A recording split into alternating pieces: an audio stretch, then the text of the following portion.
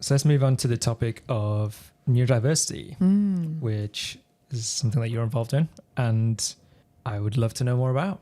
So I guess the first question is, what is neurodiversity? Why is it important? Why should we be thinking about it? Neurodiversity is about difference. It's about brains working in different ways. There have been neurodiverse people on the earth for hundreds of years, probably, and what's really essential is just to bring more understanding to that, really, and to bring more patience to that. I think there are heartbreaking stories of people who are treated differently, are judged, ridiculed, made to feel less than. That's because of behavior that's not necessarily their choice. It's just how their brain works. So I'm part of NSEC, which is the Neurospicy Entrepreneur Club. Great name. Really great name. Yeah. Started by Jemima Wilcox, who's a great person, very fun to be around.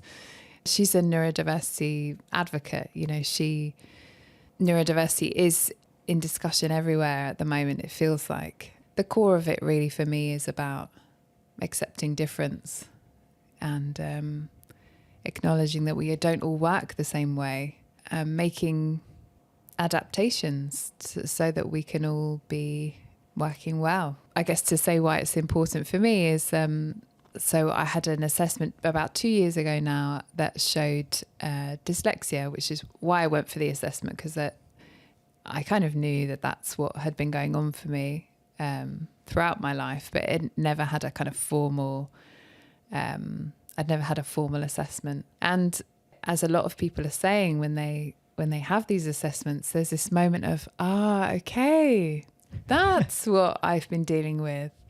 It's not that I'm stupid or slow or, all of these labels and stories. It's that my brain works a bit differently, and I can work with that now. I can bring less self-judgment and build more strategies. I can learn from other people who also live with this and make the best of it. So that's been part of my journey, is realizing, okay, I found that job really difficult. That involved endless paperwork and very little interaction with other people and precision of wording and spelling, because that was a dyslexic's worst nightmare. And you managed to survive? Well, not for very long, actually. No, very short-lived, that job. But the story at the time was that there was something fundamentally wrong with me, that I wasn't doing it right. Everybody else seemed to be doing it fine. I just wasn't trying hard enough, or I hadn't found the right formula. It was just a really bad fit for me. And I think fit is something that's, important for us all to consider. What's a good fit for me? Mm-hmm. And that's less about right and wrong and should and shouldn't. It's just what's a good fit? What feels like a good fit? Yeah, it almost feels like shifting your own perception as inwardly facing, as well as your perception of other people, from, I guess, neurodeficiency to neurodivergence. It must have been such a powerful revelation. But in some ways, I guess where my mind goes, it's quite tragic to think of how far in people's lives sometimes that can be. Yeah. It's encouraging to see that there's more conversation around it now, and that I'm sure there's more practical things happening earlier on in people's lives. But it's crazy to think that you could probably reach old age and still not know. Yeah. Maybe be even more reluctant to seek that kind of assessment, or to believe it. Absolutely. And I mean, some people maybe have quite a robust sense of self, and they, it doesn't matter either way. They just feel, well, this is who I am and this is what I work with and I have strategies. But for a lot of people, it's, there've been these repeated messages in life that they're not doing it properly. They're not, that they need to be fitting in with a neurotypical way of doing things that just feeds this sense of, not being normal or not being what other people were hoping for. And that's just so undermining. It just can really limit what people think is possible for them.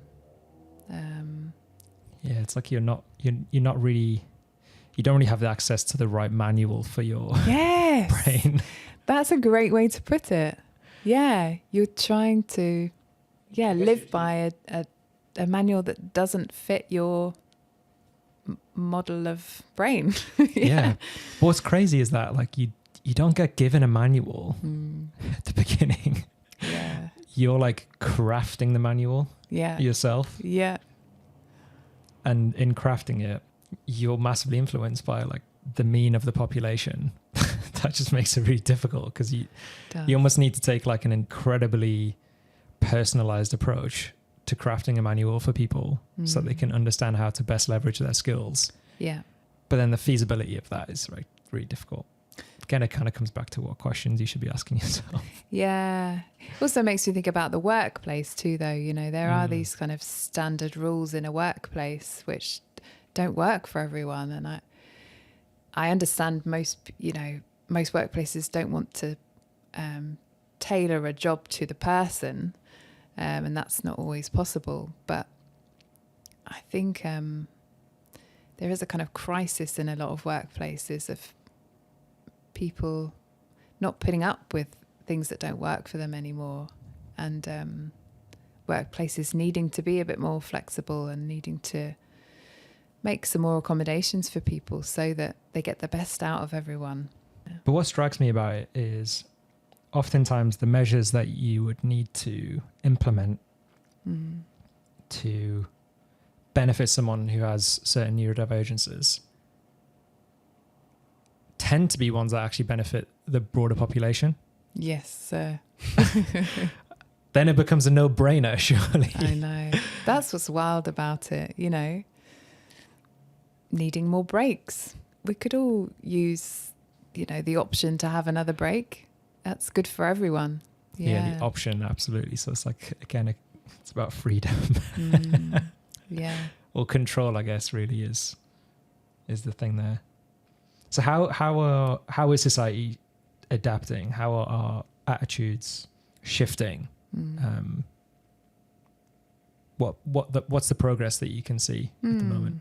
I guess the fact that it's being talked about so much more is great.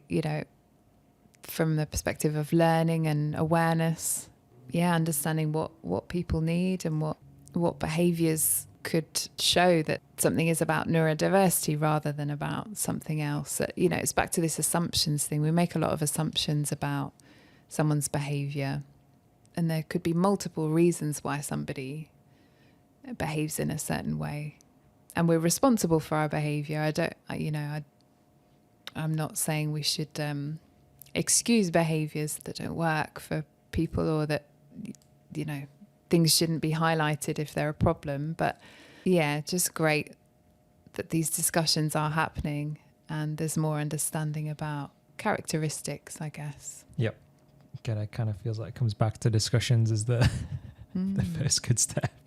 Because somebody, autism, for example, there's a spectrum, and one person with autism is different from another person with autism. It's back to that discussion of, okay, what does that person need, and what does their life look like?